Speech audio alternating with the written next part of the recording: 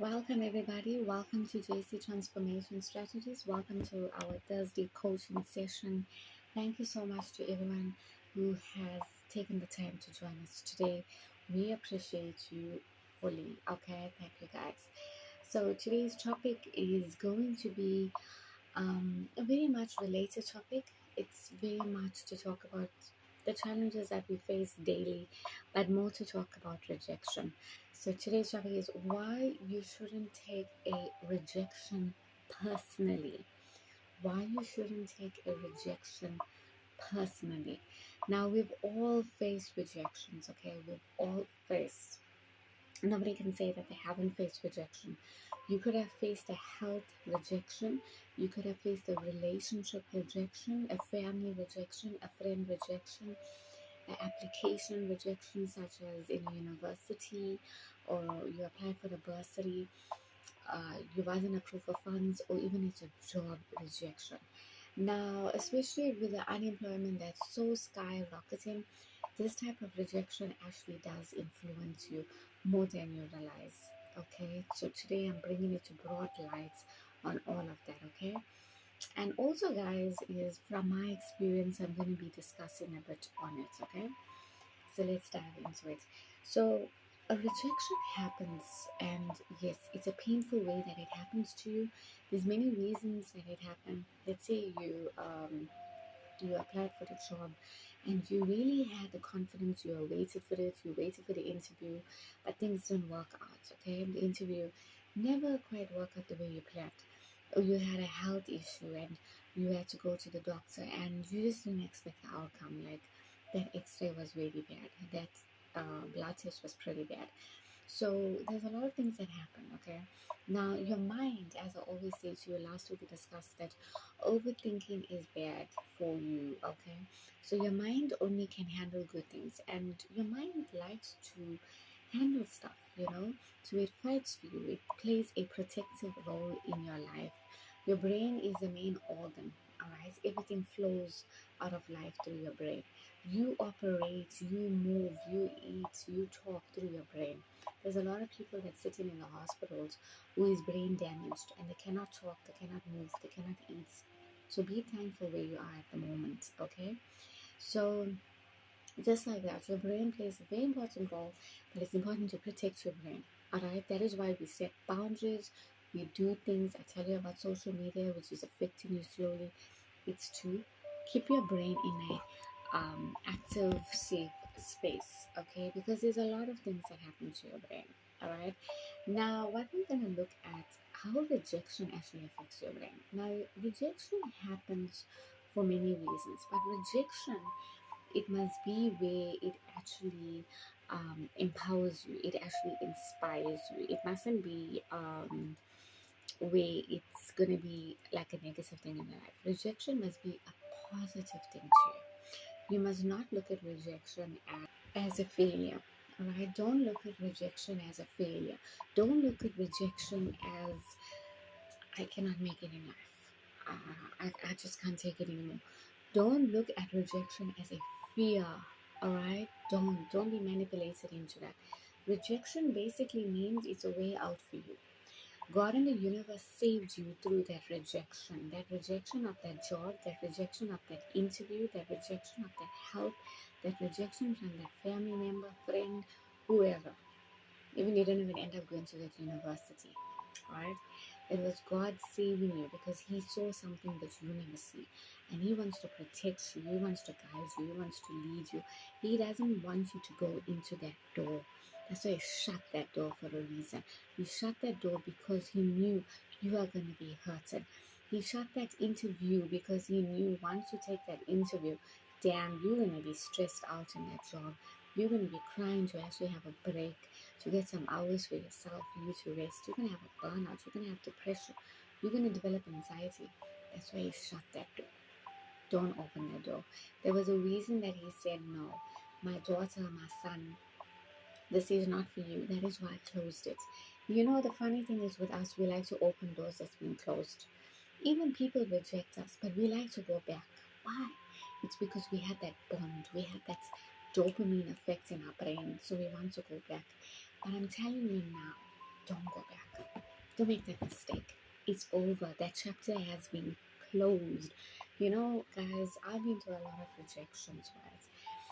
And damn, it's painful. It's the most painful thing ever. I don't even know how I actually stepped up and stepped out of that.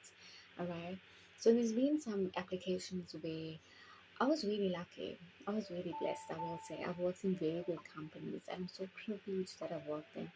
I worked for the industry where they manufacture okay, basically it's Hillside South 32.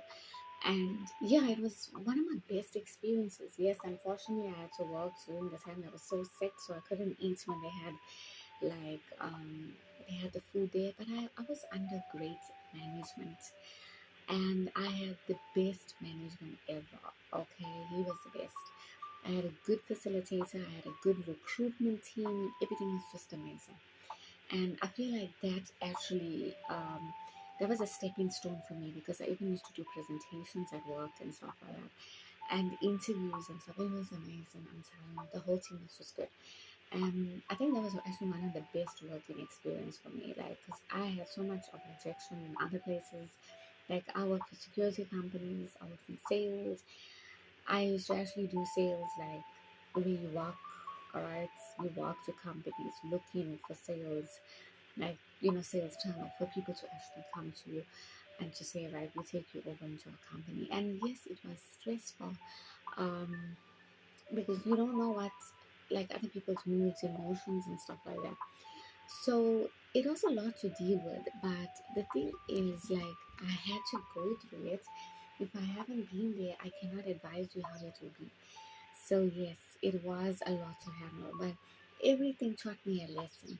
But guys, I won't say like I had the best. Like, when it comes to jobs, I had to also go through a lot of rejection. All right, so there was a lot. There's like, some sort of undercover things nowadays, and yeah, it's painful. And yes, sometimes I feel like to go back and have my say and say my point, because I'm Aries. I like to say my point. But then, yeah, silence came when God in the universe said, no, zip it. It's over now. The chapter is over. And the worst thing is that we like to go back to people that rejected us. So even when companies reject us, it's like, we want to know, why did you reject us? And yeah, I came to a point where I even asked the company, why did you reject? When I actually look at those messages, I'm like, is this really me?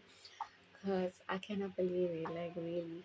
And then I realized how much I've actually grown now and how much I've actually matured. And I've learned that, I just let things be, alright? Even silence says a lot, even few words say a lot, or even no words at all. So that's something I've learned, alright? And it took a lot to learn that, guys. It took a lot, especially for me to sip up. It took a lot, okay? So yeah, rejection happens for a reason. And yes, we are so sad that it happens. We really cry over it. We wish we could change us. But I'll tell you guys that when the rejection happened to me repeatedly, it actually triggered my complex PTSD. And from there, I handled rejection pretty bad. Like, even from people. Like, if people just reject me and reject my text, I actually took it more personally than ever. Um, when I didn't have a support system during my surgery. And I never really think that God is not going to put everyone to support you. He's going to distance a lot of people, all right? And the reason why we get those type of people is because they serve a purpose for us to be strong, all right? It serves a purpose, like, for us to be independent, to know our strength, to know that we can grow without people. We don't need people to grow. You can grow alone as long as you have God on your side. So it's important, and make sure you have the right energy surrounding you. So that is why, like, all that happened. And before I was sitting in the position, guys, where I took rejection absolutely personally. And every time when I feel like people don't wish me for, like, important events like Christmas, Easter, or birthday, and I used to get really, really upset. And you see people posting, and that's the worst thing. But remember, social media is also there to test you, hey? When God tests you, God tests you. So yeah, even though He won't test you with people, He tests you through social media. That will just trigger your anger. That will just trigger your moods. So that's why I realized that, what, just let people be. If people don't want to associate with you, it's fine, because there's so many other people who love and appreciate you. So why look at this garbage? Alright? And also, guys, like rejection is garbage, alright? We know what it feels, but use it as an opportunity, use it as a protection. That is why the door closed, because it's a protection. Because God knew when you go there, damn, it's gonna be tough. That is why he's like closed that door and he said, right, my daughter, my son, this is the way for you, this is the door for you, okay? There's a divine purpose. So remember, you got a fiery nature, you got a confident nature, you have the strength, you have the growth. You don't want to be under a person all the time, okay? So think about it, like when people who actually work for themselves, self-employed, you don't work for anybody. You feel good, right? Because you can do it. But when you go to work and you work under somebody, you know the house. You know that you gotta do what they say. You cannot think that you can delegate them when somebody else is delegating you. Alright, so know your limits. So yes, the rejection door slaps you bad on your face. I know it's painful, but move on. It's time to move on, okay?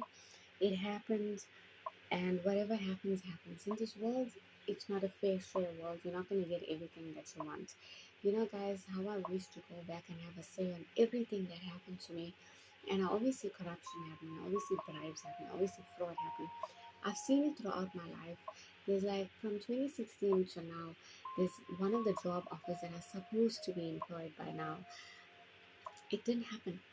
It didn't happen, guys. I literally studied my bum off. I'm telling you, I literally studied a lot.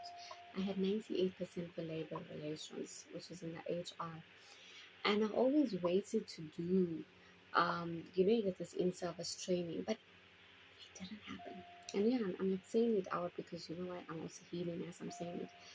It never happened. It never. But I never lose hope. There was other companies that accepted me and I graduated. So that's how the power of God works. One door won't open, I don't know what reasons, and I don't want to know because you know what, that's not my stress for. But God opened a beautiful door where I had the opportunity to graduate before the age of 30. How good was that? And that was actually my wish because I wanted to graduate before the age of 30 because 30 felt like too big. And I graduated and I had that moment. I actually did a speech and yeah, it was just so amazing to get on that platform and yeah, all eyes on me. So yeah, it was beautiful. It was absolutely beautiful. And to have that moment, have that courage to even hold your certificate in your hands because you worked hard, you deserved it, especially with all that help and all. So what I'm saying is sometimes things won't work out for you as you want it to work out. And guys, even lately I had somebody that was actually saying to me about patience. And a lot of people would say, yeah, you're so rushy for the job. It's because you don't have patience. And let me tell you that, guys, I had to have patience for 4 years. Yeah, 4 years I couldn't eat. I was on liquids. I had a double jaw surgery. I had the patience, but there's only so much that you can take. Even the Father in heaven, there's only so much he could take. And you basically, yes, you need patience everywhere, but you cannot let the patience become an advantage. That's the thing. There's a big difference. So I've learned something that people will find faults in whatever you do, but you know you for who you are. You know your virtues and everything. And it gets so frustrating when you're looking for jobs and you can't find it. But I don't want you to look there. I want you to look here. I want you to create something, all right, in spite of all the rejection that happens to you. And remember that it's time for you to move on. Don't sit in that rejection zone. Please mind my drawing. So guys, I was looking at something. Your rejection zone is like this. You basically sit in this, okay? And you sit there for a while. Alright, every rejection that happens to you. So let's say you have like the words that come to you, right? The words that come to you, it puts you back into the rejection zone. Then maybe your timing was off. Yes, you applied for it and you really wanted it to happen, but the timing was off. So that pushes you back into a rejection zone. Then maybe it's the wrong people. Alright, people keep promising, puts you back into a rejection zone. And what happens? You develop trust issues. The only way you're gonna get out of this is to move on. There's nothing, guys, that you can do about it. And yeah, there's nothing that you can do about it. You cannot control everything. Unfortunately, you can't. But you can only do what's in your limit, what you can control from your side. So just let go of it. Yes, it happened, but just move on. Use rejection as a protection from everything. And let the Holy Spirit guide you where you need to be. Cast your burdens unto God, for He cares for you and He knows how to direct you. Okay? Don't take on the load of a lot of people. I also feel like maybe companies never work out for you. Maybe jobs never work out because it's time for you to be creative because you're talent. Maybe that relationship never worked out. God is a better person for you. Maybe that family member walked out of your life or that friend. It's fine. The chapter closed. Move on. Don't invite negative energy back into your life. Don't invite negative spirit back into your life. Monitoring spirits, judgmental spirits. You saw it in your dream. You saw that wasn't good for you. Why you need to keep reaching out to people. Don't reach out to demons. That's what people even say. Don't reach out, okay? Move on. It's done. It's over. Whatever happened, guys, move on. Alright? Shut that rejection door. Every time it replays a conversation in your mind, trust me, I know it replays a lot. Just close it. Just snap out of it. Okay? Snap out of whatever you're facing. Thank you guys for watching the Thursday's coaching. Most of the Thursday coaching is going to be more of real life experience. So whatever I'm discussing with you guys, it's from my real life experience, what I've been through. Because I feel like real life also connects you a lot. Okay? Thank you guys for watching. I hope you guys had a blessed week. Alright, I can't believe it's already Thursday. And yeah, we'll see you guys on Sunday for the upliftment message. Love you all. Bye.